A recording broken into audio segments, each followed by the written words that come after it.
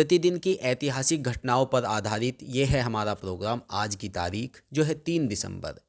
आज की तारीख भोपाल गैस कांड के 39 साल पूरे करती है। जहरीली गैस की वजह से कोई नींद में ही चल बसा तो कोई हाँफते हाँफते मर गया। सन 1969 में यूसीआईएल यानी यूनियन कार्बाइड इंडिया लिमिटेड कारखाने का निर्माण हुआ, जहां पर मिथाइल आइसोसाइनाइट नामक पदार्थ से कीटनाशक बनाने की प्रक्रिया आरंभ हुई। सन 1979 में मिथाइल आइसोसाइनाइट यानी एमआईसी के उत्पादन के लिए नया कारखाना खोला गया। नवंबर 1984 तक कारखाने के कई सुरक्षा उपकरण न तो ठीक हालत में थे और न ही सुरक्षा के अन्य मानकों का पालन किया गया था। स्थानीय समाचार पत्रों के पत्रकारों की रिपोर्ट के अनुसार कारखाने में सुरक्षा के लिए रखे गए सारे मैनुअल अंग्रेजी में थे, जबकि कारखाने में कार्य करने वाले ज़्यादातर कर्मचारी को अंग्रेजी का बिल्कुल ज्ञान नहीं था। साथ ही पाइप की सफाई करने वाले हवा के वेंट ने भी काम करना बंद कर दिया था। समस्या यह थी कि टैंक संख्या 690 में नियमित रूप से ज़्यादा एमआईसी भरी गई थी और गैस का तापमान भी 4.5 डिग्री की जगह 20 डिग्री था। एमआईसी को कूलिंग स्तर पर रखने के लिए बनाया गया फ्रीजिंग प्लांट भी पावर का बिल कम करने के लिए बंद कर दिया गया था। 2 दिसंबर 1984 की रात 8:30 बजे से मध्य प्रदेश की राजधानी भोपाल की हवा जहरीली हो रही थी।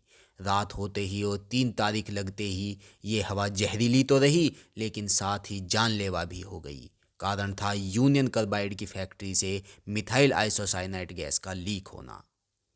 गैस के लीक होने की वजह थी टैंक नंबर 610 में जहरीली मिथाइल आइसोसाइनाइट गैस का पानी से मिल जाना। इससे टैंक में दबाव बन गया और वो खुल गया। फिर इससे निकली वो गैस जिसने हजारों लोगों की जान ले ली और लाखों को विकलांग बना दिया, जिसका दंश आज भी दिखाई पड़ता है। 2 और 3 दिसंबर की रात भोपाल के लिए वो रात थी जब हवा में मौत बह रही थी। फैक्ट्री के पास ही झुग्गी बस्ती बनी थी, जहां काम की तलाश में दूर दराज गांव से आकर लोग रह रहे थे। इन झुग्गी बस्तियों में रह रहे कुछ लोगों को तो नींद में ही मौत आ गई। जब गैस धीरे धीरे घरों में घुसने लगी तो लोग घबराकर बाहर आए, लेकिन यहाँ तो हालात और भी ज़्यादा ख़राब थे। किसी ने रास्ते में ही दम तोड़ दिया तो कोई हाँफते हाँफते मर गया। इस तरह के हादसे के लिए कोई तैयार नहीं था। बताते हैं कि उस समय फैक्ट्री का अलार्म सिस्टम भी घंटों तक बंद रहा था, जबकि उसे बिना किसी देरी के ही बजना था।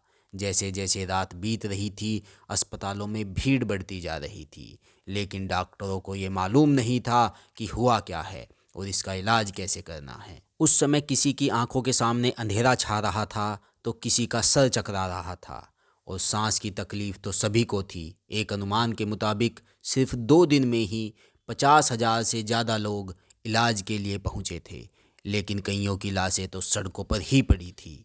भोपाल गैस त्रासदी की गिनती सबसे खतरनाक औद्योगिक दुर्घटना में होती है। इसमें कितनों की जानें गई, कितने अपंग हो गए, इस बात का कोई सटीक आंकड़ा नहीं है। सरकारी आंकड़ों के मुताबिक इस दुर्घटना में 3,787 लोगों की मौत हुई थी, जबकि 5,74,000 से ज़्यादा लोग घायल या अपंग हुए थे। दूसरी ओर सुप्रीम कोर्ट में पेश किए गए आंकड़े ने यह बताया है कि दुर्घटना में 15,724 लोगों की जान गई थी। गैस लीक होने के 8 घंटे बाद भोपाल को जहरीली गैस के असर से मुक्त मान लिया गया था, लेकिन 1984 में हुई इस दुर्घटना से मिले जख्म 39 साल बाद भी भरे नहीं हैं।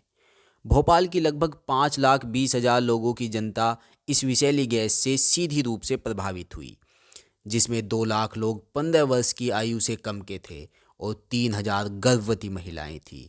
उन्हें शुरुआती दौर में तो खांसी, उल्टी, आंखों में उलझन और घुटन का अनुभव हुआ था। 2,159 लोगों की इस गैस की चपेट में आकर आकस्मिक ही मौत हो गई। 2011 में सरकार द्वारा इस संख्या की पुष्टि 3,928 की गई। दस्तावेजों के अनुसार अगले 2 सप्ताह के भीतर 8,000 लोगों की मृत्यु हुई। मध्य प्रदेश सरकार द्वारा गैस रिसाव होने वाली मृत्यु की संख्या 3,787 बतलाई गई है। दुर्घटना के 4 दिन के पश्चात 7 दिसंबर 1984 को यूसीआईएल के अध्यक्ष और सीईओ वारेन एंडरसन की गिरफ्तारी हुई, लेकिन अगले ही दिन 7 दिसंबर को ही $2,100 के मामूली जुर्माने पर मुक्त कर दिया गया।